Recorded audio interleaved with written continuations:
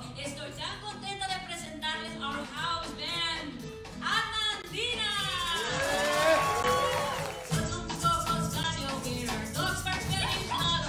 The Mississippi surprises always sticking in my heart. They're always to say, que frío, betcha. And you ever thought possible, but the warmest place is where the heart is, where the heart is from. This is our home.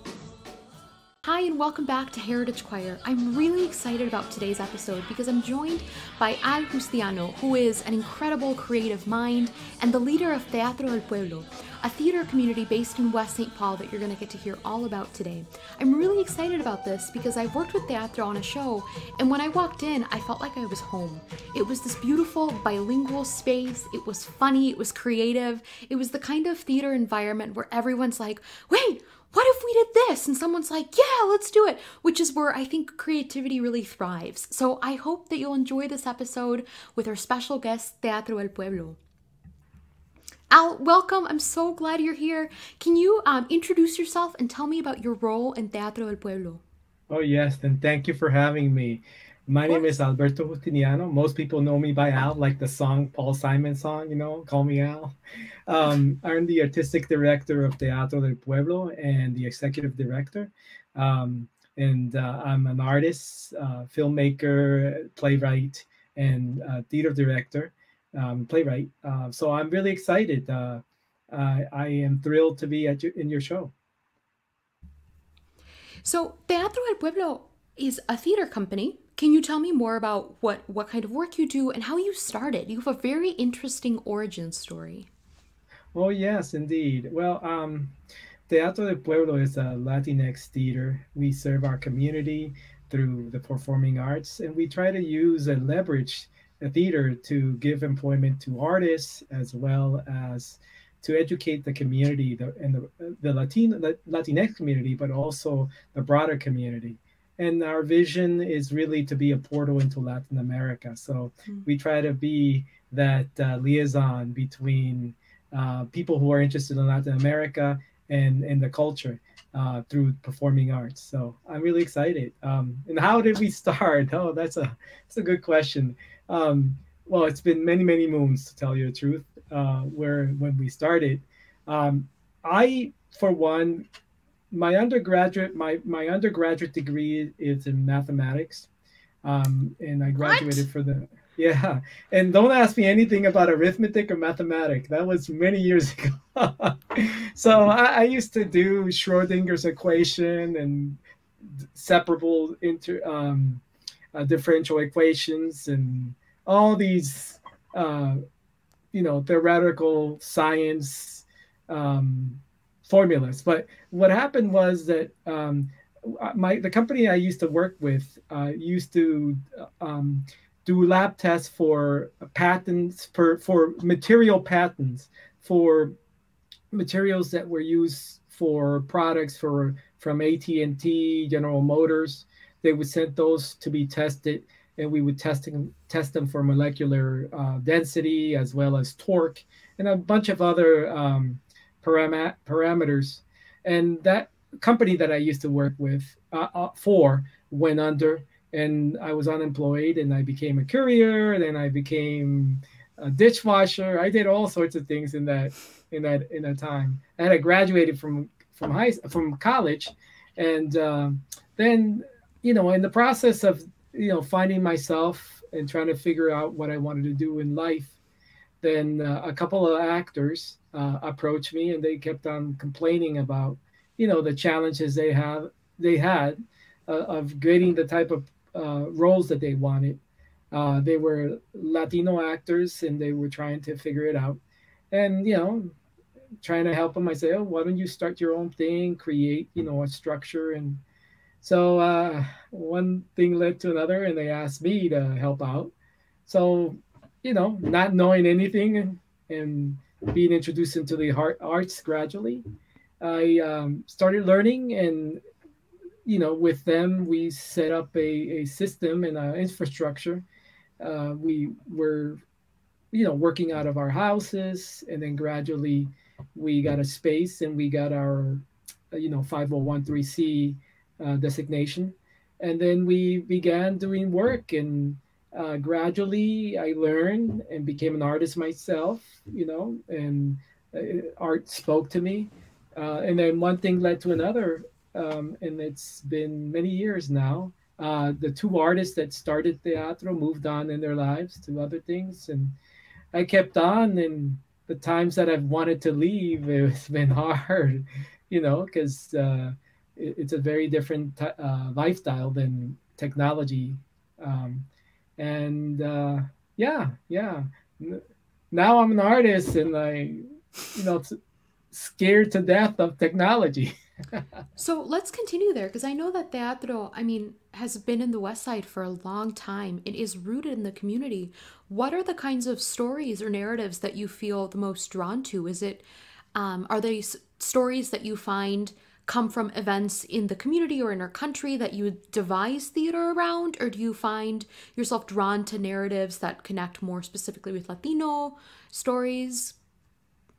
Tell me more about that. It's been a tragic a trajectory, when it started many years ago.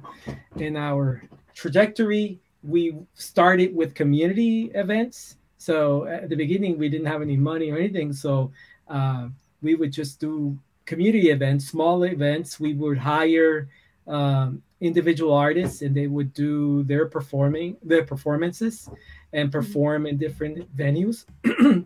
And then gradually we created a structure where we can get funding, and we were actually doing plays. And most of the plays were based on the work of different Latino and Latina artists, Latinx artists in our community. And gradually we created a season, but that has fluctuated through the years. Then we, like 10 years into our teatro being, we created a festival called the Political Theater Festival.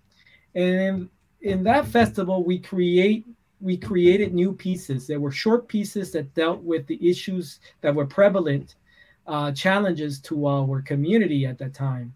And then we would do maybe six plays. Four of them would be community oriented. That meant that they would deal with issues that were either immigration, patriarchy, all sorts of issues that affected our community, and then engage the community in conversations about the first two plays. And we did that. It was called a Political Theater Festival. We did it for about 10 years. It was a lot of work because it's creating new work, and then creating work that starts as theater pieces, but then engages the audiences into conversation about the pieces that they saw. And it used theater of the oppressed techniques. We tried all sorts of things. There was a Mission Impossible game, Jeopardy game, all these things. And we would, really engage people in conversations, because that was the intent of that festival. Throughout our trajectory as an institution, there have been sometimes that we have gravitated to work that is community inception or created by community, and then we have gone to work that was created by artists in our theater artists of Latino descent, and then gradually then we started devising pieces that blend community aspects with professional writing from artists in the United States and abroad. We brought some writers from the Caribbean to work with us. So that's sort of the amalgamation of all the different storylines that we've had. But that's exciting. I feel like hearing you talk about it, it gives audience members different points of entry, right? You can be an audience member who gets to sit and enjoy a production. You can be an audience member who is pushed out of their comfort zone or loves maybe interactive theater and gets to interact and help create. And I love that, I don't know, you're not tied down to something, that you're willing to be flexible and to shift to reflect what your community, what your artistic vision needs, you know, what collaborators you could find to come up with something really unique. That's really cool. I didn't know that about teatro.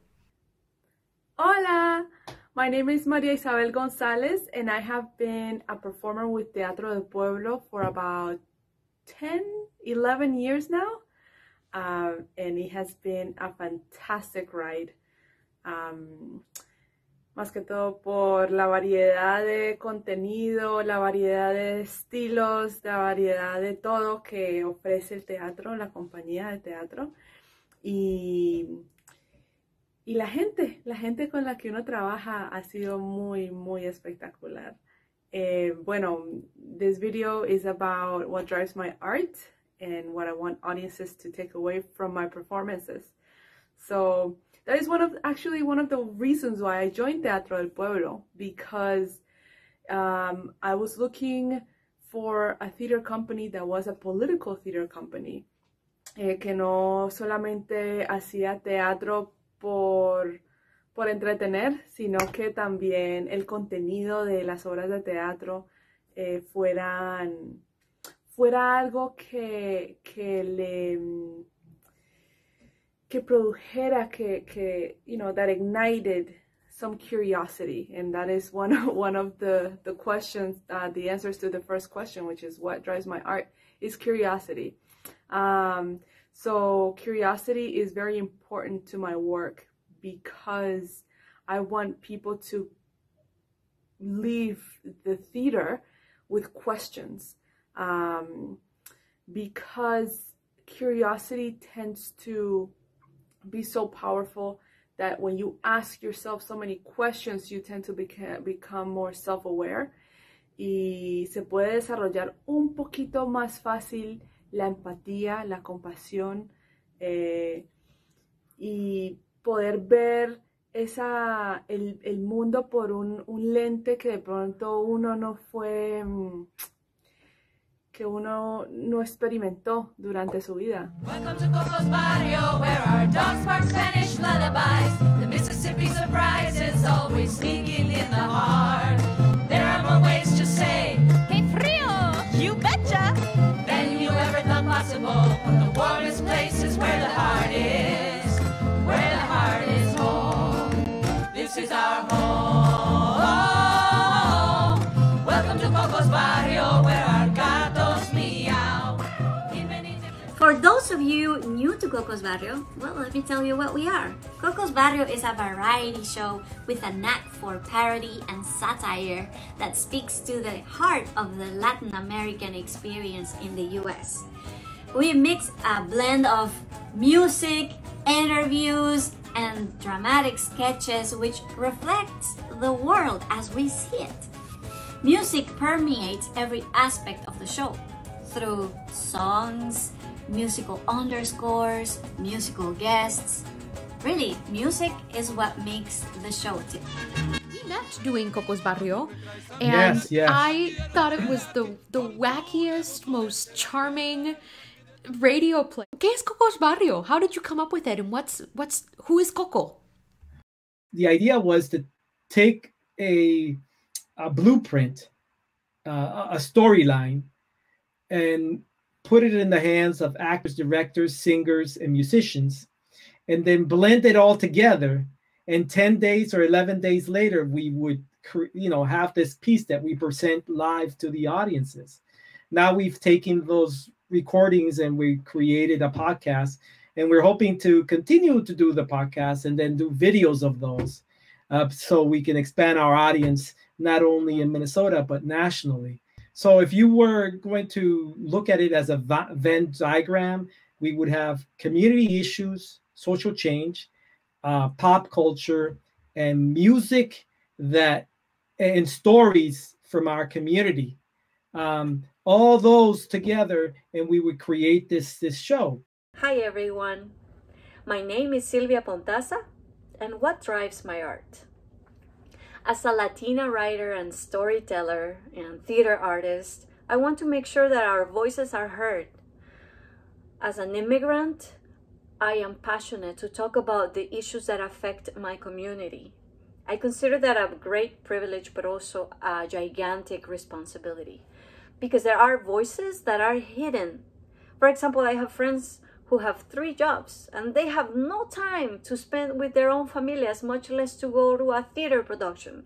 I have friends who are struggling with their permits, with their DACA permits, or have immigration hearings or deportation removal hearings. So there are a lot of issues that affect our community that we don't know because they are invisible. Our people is invisible until the pandemic hit.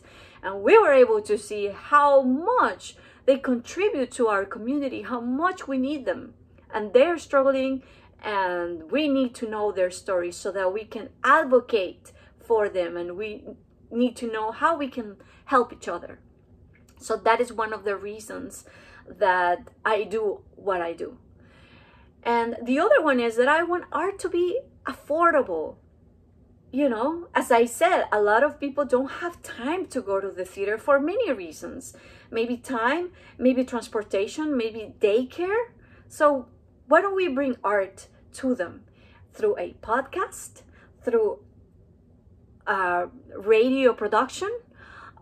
We can bring art to schools, to the places where they receive the services, to their places where they live. We've been able to bring workshops to residencies so people can participate and tell their own story and feel empowered and create.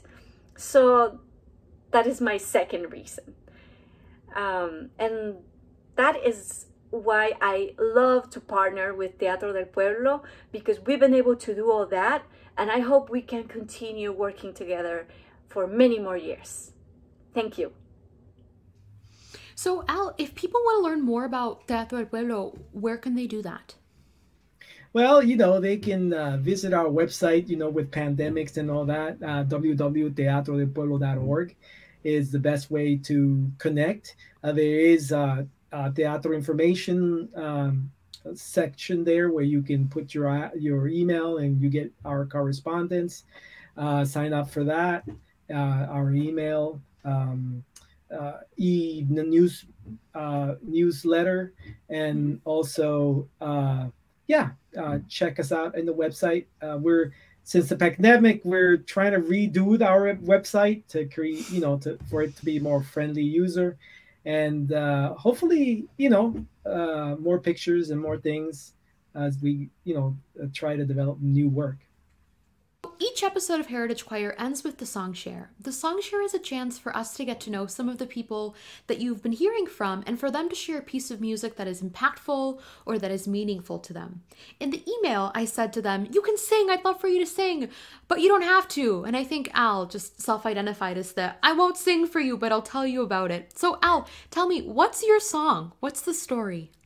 Well, there's a couple songs. There is one that I always found so fascinating because it was a sort of an international song, and it's well known. It won a major prize, and I don't want to date myself, but it's Eres Tú. It's a famous song, and it was #1 many years ago. It goes, Eres Tú, something like that. I don't know all the words, but that always brought some a sense of who I was. It gave me, as a Latinx person, as you grow up, you grow in two cultures. It's a thin line. You don't belong here, but you don't belong there. And that song sort of gave me some guidance. It just allowed me to envision a different world. Como una promesa, eres tú, eres tú. Eres tú como el agua. I think that's what we sing at my 8th grade graduation. You said it, and I was like, oh, I know that. Eres tú. There's a part there that when I used to sing it, people thought I was a howling dog. Eres tú. something like that. And then I said, all right, I know I can't sing, but yeah, that's a song. I'm I love excited it. about that. Al, thank you so much for your time and for sharing, your work and your mission. It's just so clear that you love this organization and you've put so much time and thought, and I'm just excited to see what comes next for Teatro del Pueblo. Thank you again for taking time for this. Well, thank you. And like always, I'm always learning. It's like, we share information and learn from each other and lift each other up. So I'm thrilled, and thank you for having me in your show. And I hope many success for you. Thanks, Al. Como una mañana de verano, como una sonrisa eres tú, así, así, eres tú.